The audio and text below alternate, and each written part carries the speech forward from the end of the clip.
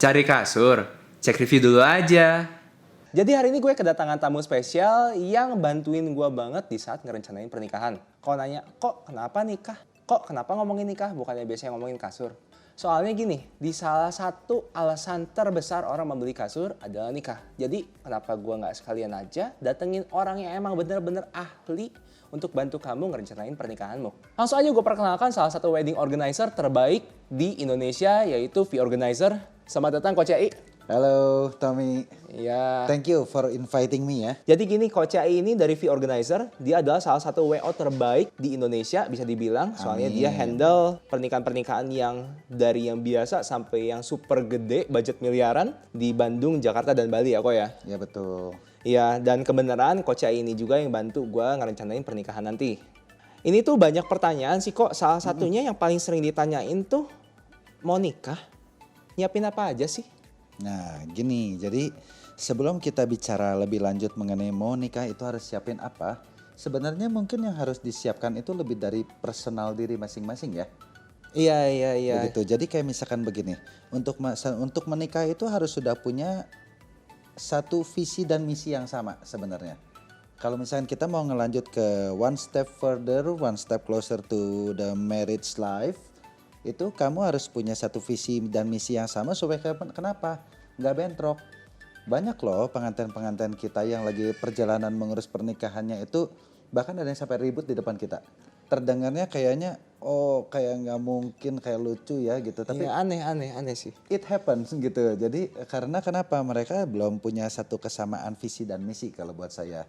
Jadi mungkin lebih siapkan mental dulu, lebih siapkan dulu purpose of marriage-nya itu seperti apa, udah cocok belum, sama orang tuanya udah deket belum, begitu? Iya. Politik dulu ya sama orang Politik tua. dulu. Terutama ngurusin ini kok calon istri sama mamah mertua ya. Itu satu paket loh. Iya. Kamu ambil buy one get four itu. Iya, benar.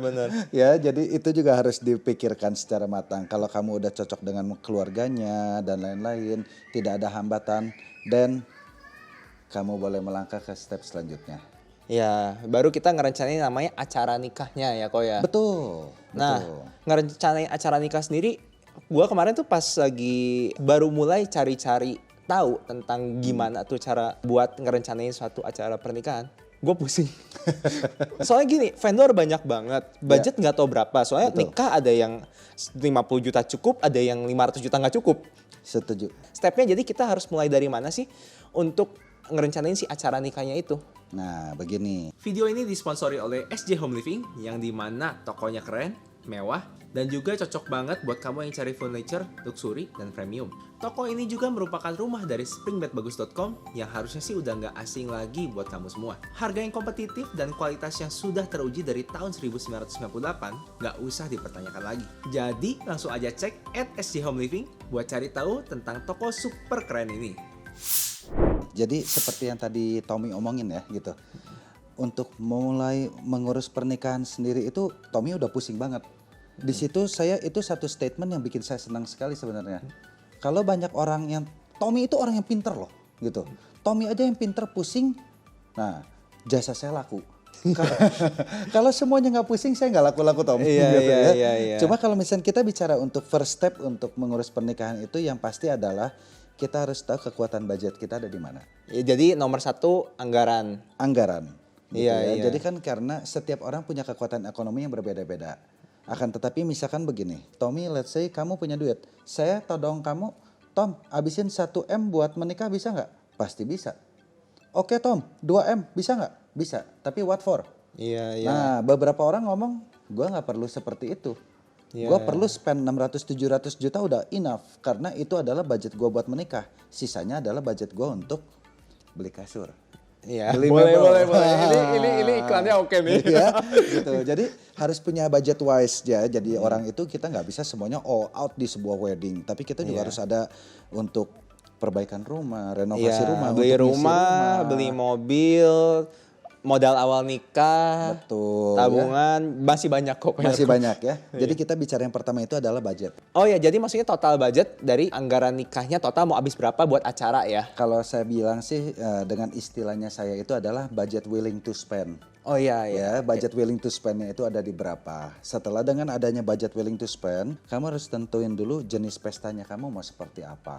Dan jumlah orangnya mau berapa. Karena gini, budget terbesar untuk pernikahan itu akan dihabiskan oleh makanan.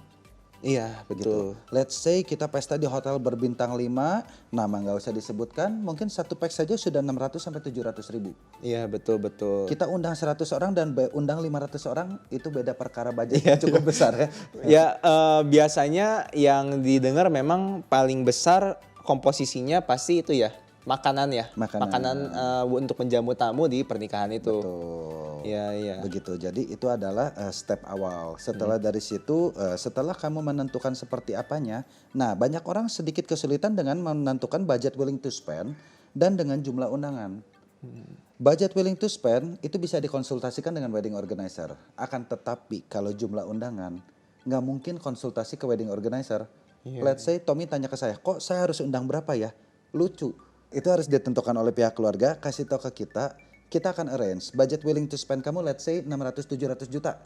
Undangan kamu let's say 200 orang. Oke, berarti alokasi kamu berapa puluh persen ini untuk makanan, berapa puluh persen untuk dekorasi, berapa persen untuk WO, ini foto video, untuk pre-wedding dan lain-lain. Itu kita bantu. Iya. Jadi sebenarnya dengan tahu misalnya budget kita untuk undang sekian orang berapa, minimal di situ dulu. Mungkin dari awal-awal juga nanya dulu mungkin bisa ke teman saudara yang pernah nikah ataupun ke wedding organizer ya. Bisa juga ya kita kayak riset buat harga. Misalnya gue mau ngundang 100 orang, satu piringnya 400 ribu, berarti 40 juta. Nanti jadinya itu dari situ gue udah beres tuh nentuin budget buat makanan. Betul. Tapi untuk nentuin budget keseluruhan emang bisa dari situ kok. Budget keseluruhan itu pasti akan terlaksana dengan cara wedding organizer banyak interview klien. Iya. Kayak begini, kalau kita bicara sama Tommy ini ibarat saya mau ngisi rumah nih. Iya. Gitu. Betul. Oke, saya punya budget 1 M untuk isi rumah. Tommy pasti akan rekomen kita untuk memakai kasur yang cukup bagus. Iya, mebelnya gimana? Pakai mebelnya bagaimana? Iya, yang custom di mana, yang beli yang biasa aja di mana? Nah, Ya pasti gitu. saya nyaranin sih. Betul. Situ. Nah, di situ dengan kita tahu kekuatan ekonomi si klien, kita bisa tahu kita akan suggest vendor yang tepat. Iya. Begitupun misalkan kalau sekarang saya cuma ngomong, oke, Tom, gue punya rumah baru nih Tom. Budget gue tapi cuma 100 juta untuk the whole house. Iya. Termasuk dengan kamar pembantu, ranjang anak, ranjang gua, mebel, kitchen set dan lain-lain. Pusing nggak? Lumayan ya. Iya.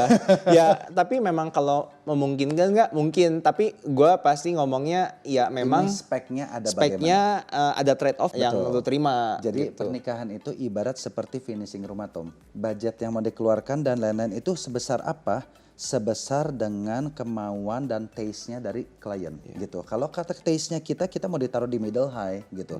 Saya mau kasih budget dekor yang begini, dapatnya seperti demikian. Oh tidak cukup, saya nggak suka seperti demikian. Saya pengennya wedding yang saya itu all white dengan lampu yang bagus dan lain-lain segala macam.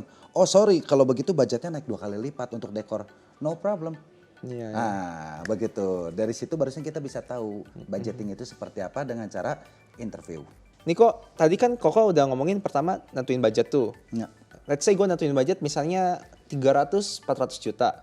Ya abis gue misalnya udah tahu budget gue, terus harus ngapain? Mungkin yang paling sesuai setelah pertanyaan dari situ, setelah menentukan budget adalah membooking WO yang cocok dengan harga dan sesuai dengan karakter ya. Gitu. Karena kenapa WO yang nanti akan membantu mengalokasikan sisa budgetnya itu kemana gitu. Jadi step-stepnya itu banyak dalam menikah itu kita harus pilih vendor A, B, C. Kebutuhan kita ada venue, foto, video dan lain-lain.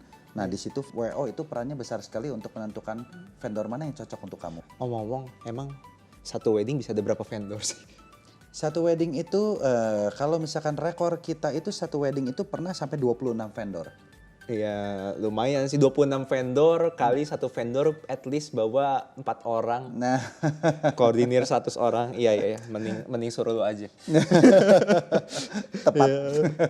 Iya berarti emang sebenarnya ngurusin nikah acara yang cukup gede, orang yang terlibat juga cukup banyak. Tapi tadi gue ngomong 300-400 kan sebenarnya gue cuma ngasal aja tuh. Gue juga kan masih tahap konsultasi nih, sebenarnya pengen habis berapa sama lu. Tapi sebenarnya nikah zaman sekarang kan sekarang masih pandemi, kita menuju ke recovery pandemi nih. Kurang lebih habis berapa sih nikah di zaman sekarang?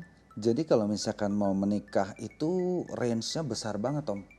Kita bisa bicara angka yang rendah-rendahnya biasanya ya kita bilang 100 juta itu bisa dapat pestanya di restoran, bisa. Kalau misalkan kita mau bicara masuk ke hotel bintang 3 atau bintang 4, mungkin di angka ke 200 sampai 300 juta mungkin bisa dapat. Mungkin setelah dari situ kita naik lagi nih ke hotel bintang 5. Mungkin kamu harus spend 500 juta lebih untuk situasi pandemi sekarang ya. Iya, Kita bicara dengan angka orang 150 sampai 200 orang aja. Itu jumlah pax-nya ya berarti, jadi mungkin Jumlah kurang pax-nya. dari 100 undangan ya. Betul. Iya, iya. Cuma kita semakin hari semakin baik dan kita berdoa semoga kedepannya juga akan jadi lebih baik. Ya, amin. Sekarang sudah lebih ada penganduran lagi dari pemerintah. Kita sekarang udah bisa undang 300 pax sebenarnya. Iya. Gitu. Cuma kalau kita mau bikin pesta high end dengan jumlah pesta 150 orang aja mungkin kita bisa menghabiskan budget di atas 600 juta bisa. Iya, ya kalau ngomongin high end mungkin ya Tak mau habis terhingga ya. 5 miliar, 10 miliar juga bisa. Tapi balik lagi kan ke budgetnya itu tuh gue seneng banget sama istilahnya willing to spend. Ya. Ya willing to spend, jadi emang kita udah rela keluarin segitu untuk sebuah acara. Yes. Gitu ya. Seandainya nih, kita kan nggak tahu nih pandemi itu bakal sampai kapan. Ya. Dan kita harapkan tahun depan udah normal, tapi kita tiap tahun berharapnya gitu sama. Amin. Kita tiap tahun berharap tahun depan normal, kadang-kadang harapan tuh tidak seindah realita. Kadang-kadang jadinya kadang-kadang masih PPKM lagi, level 1, level 2, endgame lah. Tapi kalau misalnya emang kalau masih situasi pandemi, emang nikahnya bedanya gimana sih?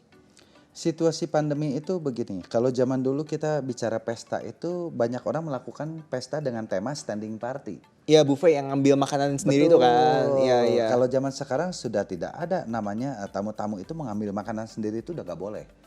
Terutama itu dilakukan di hotel bintang 5 ya. Jadi semuanya itu harus diambilkan oleh pihak hotel.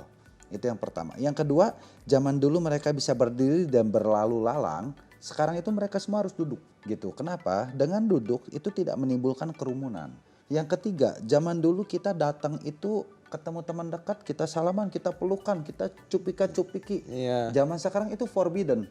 Iya, nggak boleh. Begitu. Jadi bedanya paling banyak di situ. Dan kalau zaman dulu semua make up all out. Kalau zaman sekarang yang cantik-cantik juga banyak pakai masker ya. Iya, betul, Jadi betul. make upnya mintanya bayar setengah aja segini. Tapi dari segi pasangan sendiri, sebenarnya apa yang beda sih? Bedanya jadi begini, kalau zaman dulu kita bicara pesta ini saya ngomong jujur, kalau dulu zaman pesta itu undangan 800 orang itu dibilang average. Iya, buat pesta-pesta yang di Hotel Bintang 5 memang rata-rata 800 sampai mungkin 1000. 1.500 undangan. Begitu, 1.500 sudah cukup besar gitu. Iya, iya. 800 Kayak itu misal kayak di Pusdai gitu bisa 2.000 orang ya.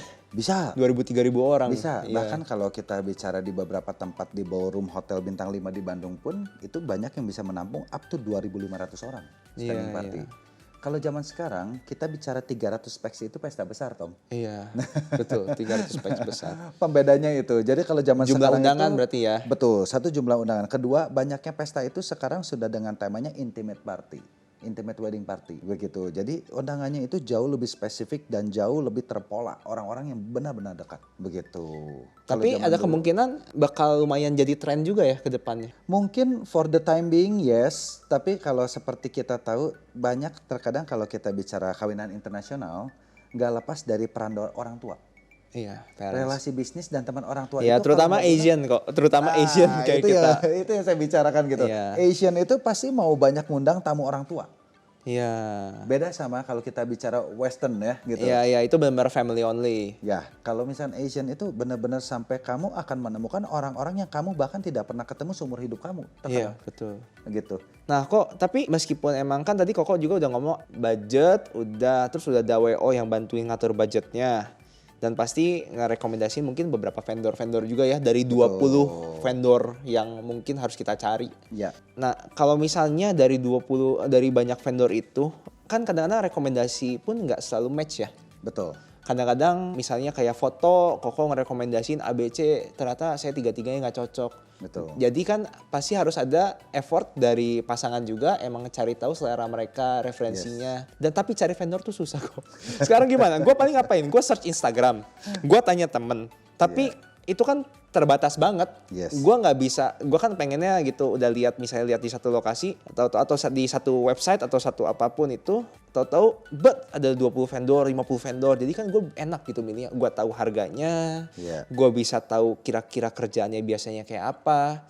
Tapi sekarang nggak ada platformnya sih kok. Maksudnya gue mau cari di mana? Ini kita ada solusinya nih. 30 November sampai 2 Desember ini setelah tertunda 2 tahun akhirnya kita berhasil mengadakan Wedding Expo lagi, Grand Royal Wedding Expo gitu. Itu satu media di mana kamu datang, di situ kita ada 150 vendor. Dalam 3 hari itu kamu boleh ubek dan kamu cari siapa aja yang cocok dengan kamu di sana. Mereka pasti akan display karya terbaik mereka beserta dengan price list dan diskon saat itu seperti apa.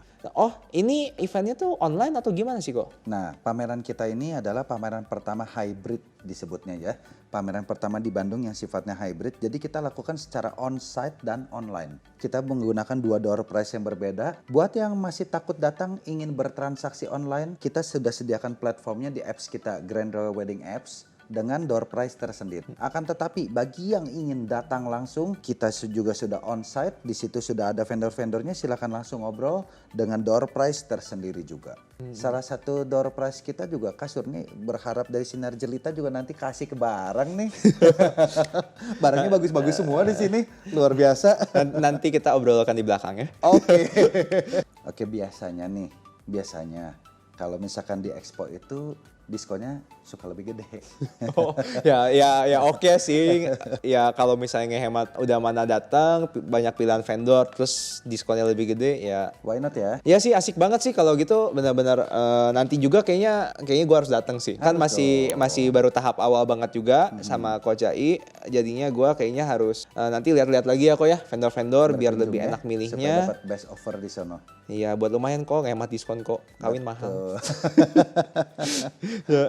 Ya kalau gitu thanks buat kamu yang penasaran sama Grand Royal Wedding Expo, bisa langsung cek link ada di deskripsi. Kamu bisa download apps-nya, bisa langsung cek Instagramnya juga Grand Royal Wedding Expo, sama langsung bisa cek juga Instagramnya V Organizer ya. Gua tuh orangnya super ribet di dalam milih vendor, dan habis gua ngobrol sama beberapa vendor top di Bandung, akhirnya gua bisa lumayan masuk nih sama Coach AI, dan gua sangat merekomendasikan Coach AI untuk urusin wedding kamu ke depannya. Thanks buat kamu yang udah nonton video ini sampai habis. Dan jangan lupa like video ini ya. Share ke teman kamu yang lagi mau nikah. Dan jangan lupa subscribe. Biar kita terus semangat bikin konten. Bye-bye. Jadi, tunggu apa lagi? Langsung aja datang ke Grand Royal Wedding Expo di Haris Hotel and Conventions di Festival Citylink Bandung tanggal 30 November sampai 2 Desember 2021. Dapetin promo dan diskon menarik, dan see you there. Bye-bye.